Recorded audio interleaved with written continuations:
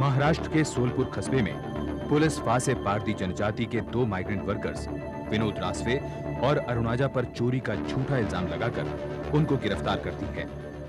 विनोद की बीवी डोलकाबाई को उसके ही सामने कपड़े उतार के पीटा जाता है, लेकिन विनोद कुछ कबूल नहीं करता। डोलकाबाई की बड़ी बहन लीलाबाई बाहर लोगों से मदद मांगती है, लेकिन कोई भी मदद नहीं करता। गिरफ्तारी के 7वें दिन विनोद हिरासत में दम तोड़ देता है।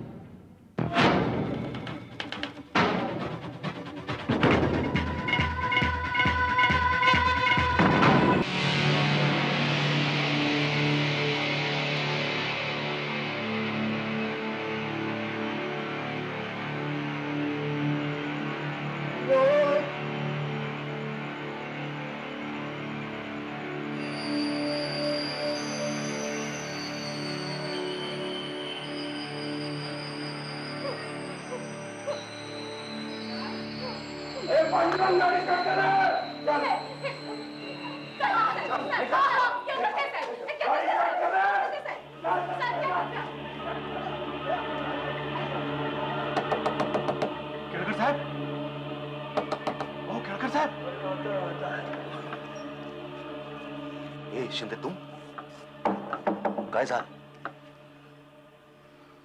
लफड़ा हो गया केळकर साहब। लफड़ा? काय? वो एक को चोरी के इल्जाम में पकड़ा था, कस्टडी में मर गया। एएसआई शिंदे और तालुका के तहसीलदार सारंग केलकर उल्टे सीधे धंधों में एक दूसरे के साथी थे। उन्होंने पंचनामा तैयार किया जिसमें यह लिखा कि विनोद रासवे के शरीर पर चोट का कोई निशान नहीं पाया गया। इस झूठे पंचनामे पर केलकर ने हस्ताक्षर कर दिए। झूठा पोस्टमार्टम करने के वास्ते नहीं आया। ए झूठा किधर क्या होता है रे? हाँ? ए तुमको सिर्फ इतना लिखना कि वो आदमी सुसाइड किया, उस आदमी ने आत्महत्या किया, बस। फंसेगा तो? कैसे फंसेगा? हाँ? नहीं आए ना इधर? मैं इधर काय के वास्ते? ए डॉक्टर, तुझको इधर रहने का ना? रहने का ना इधर? हाँ। ए बाकी मैं संभाल लेगा, मैं संभाल लेगा ना। चल सो चल। डॉक्टर ढूंढे ने पोस्टमार्टम की झूठी रिपोर्ट बनाई, जिसके अनुसार विनोद की मौत का कारण पेट का दर्द न सह पाने पर आत्महत्या था। केलकर के कहने पर यह रिपोर्ट स्थानीय अखबार दैनिक सोलपुर के क्राइम रिपोर्टर गायकवाड़ को दी गई। केस की तह तक पहुंचने के लिए गायकवाड़ डोलकाबाई से मिलने गया। तू डोलकाबाई है कि वो? मैं। यार तुम लोगों को पता नहीं, विनोद रासवे ने आत्महत्या कर ली है। म्हणजे काय? म्हणजे खुद फांसी लगा लिया है उसने।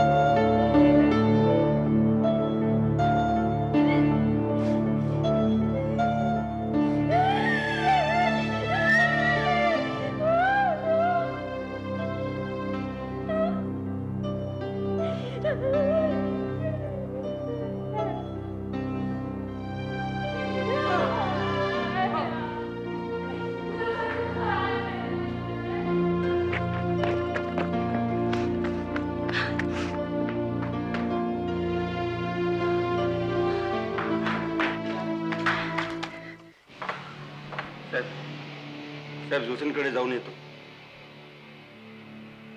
हाँ जाओ ने खबर मिल गई तेरे को हैं? मेरे को तो लगा तेरा मर्द एकदम मजबूत कुछ सॉलिड होएगा, पर वो तो आत्महत्या करके मर गया. वो नहीं किया तू क्या होएगा? ये आ गई. बता जरा इसको समझा. बता मेरे बारे में मैं कौन हूँ? डरपोक साला, इसका आदमी मर गया अपनी मौत से मेरे को बोलती मैंने. ठीक बोलती हो कुतरिया. डरपोक विनोद नहीं तू, तभी क्या चुप कर बैठा. अरे मरेगा तू भी मरेगा. शर्म नहीं तेरे को? औरत पे हाथ उठाता तू. अरे अपन खेल कर सारे.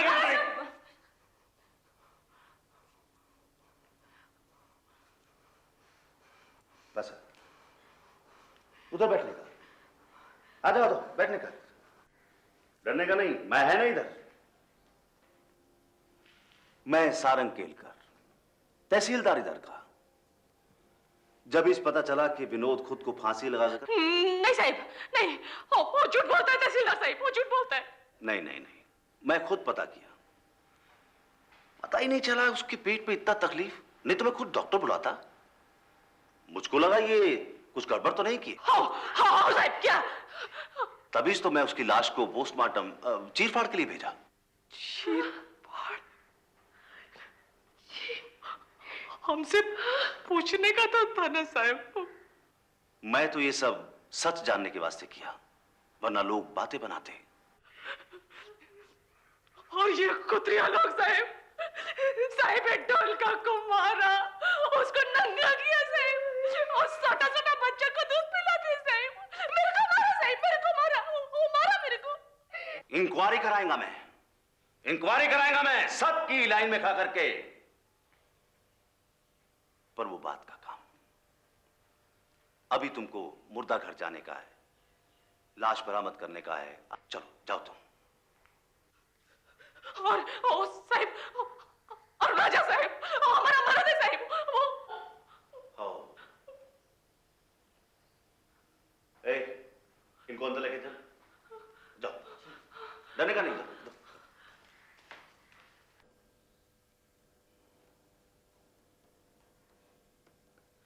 वो मुंह नहीं खोलेगा.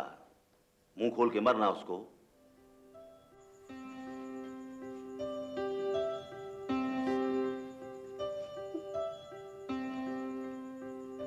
कैसा है तुम? विनोद को क्या किया? बता मेरे को, क्या किया? रात पुकारता था मेरे को, पर इधर क्या कर. सुनता रहा उसका चीख. अभी ये लोग कुछ बताते नहीं. राजा वो बोलते विनोद खुद को फांसी लगा दिया.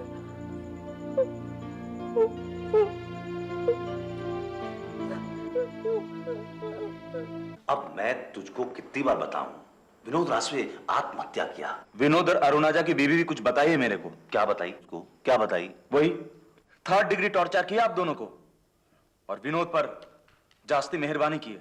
कौन बोला है तेरे को? कौन बोला है? दोलका बाई को नंगा करके पीटे आप लोग. पीटे ना, इज्जत नहीं लूटे ना उसकी. अगली सुबह विनोद की मौत दैनिक सोलपुर की सुर्खियों में थी. खबर में मौत को आत्महत्या बताया गया और आत्महत्या की वजह लगातार पुलिस टॉर्चर. मामला दबाने के लिए केलकर ने पैसा देकर लीलाबाई का मुंह बंद करने की कोशिश की. अब शिंदे ने अरुणाजा पर चोरी का मुकदमा चलाने की धमकी दी. हताश लीलाबाई ने अदालत जाने का निश्चय किया. केस आप तुम ही लड़ लो हमारा केस. चल ढोलका भाई, कोई नहीं होएगा हमारे लिए. उसरा तुम पाटिल साहब, अब कहीं को अभी भरोसा होएगा तुमको मेरी बात का? हाँ, उस रात कितना बोली मैं, तुम भरोसा नहीं किया ना साहब. तुम उस रात भरोसा किए होते ना साहब, विनोद जिंदा होता भी. लीलाबाई की फरियादें और दैनिक सोलपुर में रोज छपती खबरों से अजय पाटिल को अपनी गलती का एहसास हुआ और उसने ये केस लड़ने का फैसला किया। अब उसका पहला मकसद पुलिस के बनाए पंचनामे को झूठा साबित करना था। ये चिट्ठी हमने उसको लिखी है जिसमें पिटीशन बोलते हैं इसको। इसमें हमने लिखा है कि पुलिस ने असल बात छिपाकर गलत रिपोर्ट बनाई है। बरोबर साहब। बरोबर।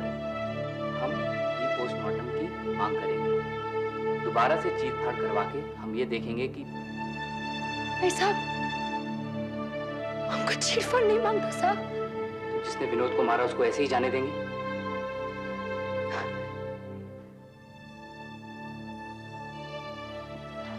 मेरी बात ध्यान से सुनो। जब तक रीपोस्टमार्टम नहीं हो जाता तुम लाश नहीं लोगे। क्या बोलते साहब? लाश को कुछ नहीं होगा, उसको संभालने की जिम्मेवारी उनकी है। लेकिन अगर तुमने लाश ले ली तो रीपोस्टमार्टम नहीं होगा, फिर गया ये केस।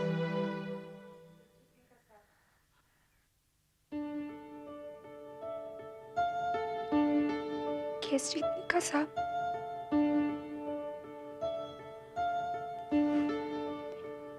अब जैसे बताएंगे मैसेज करेंगे साहब।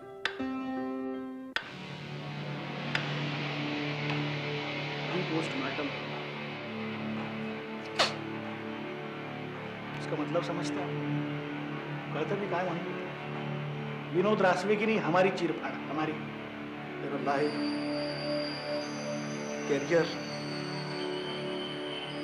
सब चौपट हो जाएगा केलकर साहब, सब हो जाएगा। नहीं हो गया डॉक्टर दोंडे, तुम्हारा करियर चौपट हो गया। वो तो उसी वक्त हो गया था जब वो फांसे पार दे औरतों को हमने लाश देखने को दी। इन औरतों पर मेहरबानी करके तहसीलदार साहब ने नहीं वो बराबर बोल रहे केलकर साहब, वो बराबर बोल रहे हैं, आपके बराबर बोल रहे हैं। आप उसको आके मत दिखाइए। प्रेस में रिपोर्ट हमने की, पोस्टमार्टम की झूठी रिपोर्ट हमने लिखवाई। केलकर साहब, औरतों पे मेहरबानी करने का तो आइडिया आप ही का था। और विनोद को पुलिस स्टेशन में मारने का आइडिया भी मेरा ही था। हाँ, अरे पंचनामे पर दस्तखत करके कौन फंसा? मैं। ये नेता लोग किसी के नहीं होते, आपटे। आप मेरे को मत सिखाइए केलकर साहब। तो उस रात मेरे घर का क्यों आया सारे? केलकर साहब, लफड़ा होंगे।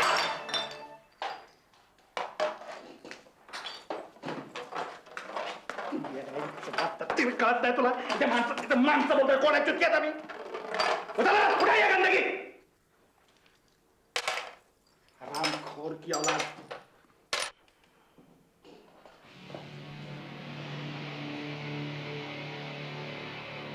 और तू जो गंदगी मचाया उसको कौन साफ करेगा रे?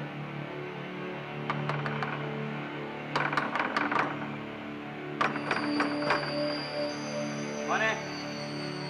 सिलदार? पाटिल, दरवाजा खोल। मेरे को तेरे से बात करनी। तहसीलदार, 2 बज रहे हैं। ये तू अच्छा नहीं किया पाटिल, अच्छा नहीं किया तू।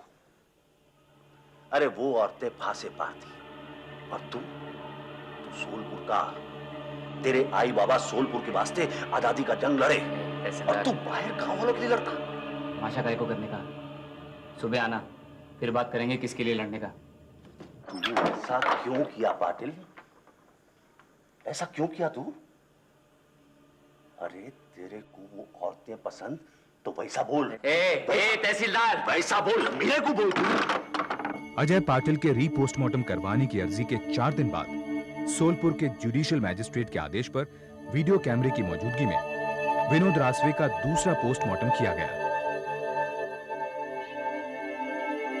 देखो लीलाबाई, यहाँ सबकी बहुत चलती है। तालुका छोटी जगह है, शिंदे, इंस्पेक्टर, ये सब बहुत बड़े लोग हैं, लेकिन हाईकोर्ट में उनकी एक नहीं चलेगी। High court? ये हाईकोर्ट की पिटीशन पे मैं डोलका का अंगूठा लगवाने आया हूँ। और वो अरुणाजी साहब? उसकी जमानत हो गई है, लेकिन जमानत के लिए 4000 रुपए देने होंगे। 4000? वो किधर मेरे पास? 4000? वो किधर मेरे पास? वो नहीं देंगे तो वो लोग। अरे नहीं, वो अब उसे हाथ नहीं लगाएंगे, उसकी चिंता तुम मत करो। बरोबर? हाँ। अजय पाटिल श्योरिटी की रकम तो नहीं जुटा पाया, लेकिन लीलाबाई को गुजारे के लिए पैसे देता रहा। उधर हाईकोर्ट के आदेश से इस केस की सीआईडी जांच शुरू हो गई। शिंदे, आप्टे और केलकर ने मुंबई के एक बड़े क्रिमिनल लॉयर पीएस साहनी को अपना केस सौंपा।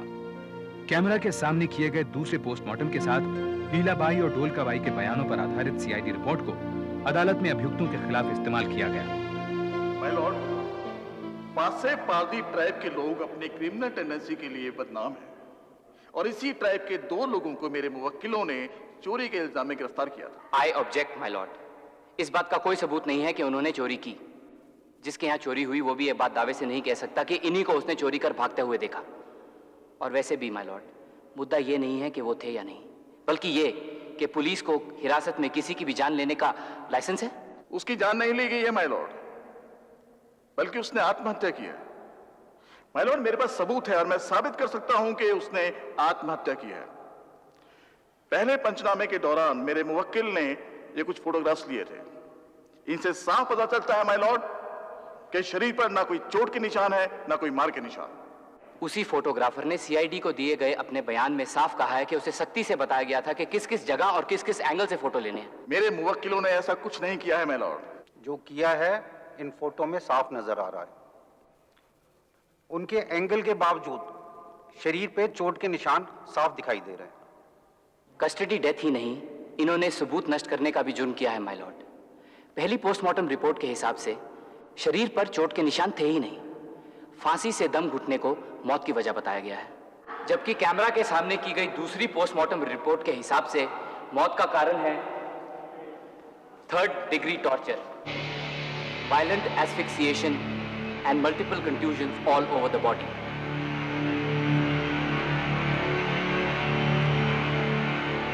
Please carry on. जी, मेरे पास ये रिपोर्ट है माय लॉर्ड। दाहिनी जांघ पर चोट का निशान, पेट के दाहिने हिस्से पर चोट का निशान, दोनों कांधों पर चोट का निशान, बल्कि शरीर का कोई भी हिस्सा नहीं छोड़ा माय लॉर्ड। साफ जाहिर है, अव्वल तो ये आत्महत्या है ही नहीं, और अगर है भी तो ये घाव अपनी कहानी खुद बताते हैं। विनोद रासवे को आत्महत्या करने पर मजबूर किया होगा। Objection my lord. Vinod Rasve की मौत के 1 हफ्ते के बाद दोबारा पोस्टमार्टम किया गया, यानी 1 हफ्ते तक लाश सड़ती रही, डिकम्पोज होती रही, जिन्हें बाद में चोट के निशान समझ लिया गया। Objection overruled. I rest my case my lord. Vinod Rasve की बीवी सिर्फ 19 साल की है, उसका एक छोटा सा बच्चा है, उन्हें मुआवजा मिलना ही चाहिए। विनोद की मौत के 1 महीने बाद डोलका को उसका शव दिया गया। 7 महीने बाद हाईकोर्ट ने डोलकाबाई और उसके बेटे को 1 लाख रुपए मुआवजा देने का आदेश दिया। ये रकम अभियुक्तों से वसूल की जानी थी। साथ ही राज्य सरकार को इन भ्रष्ट अफसरों के खिलाफ सख्त से सख्त कार्रवाई करने का आदेश दिया गया।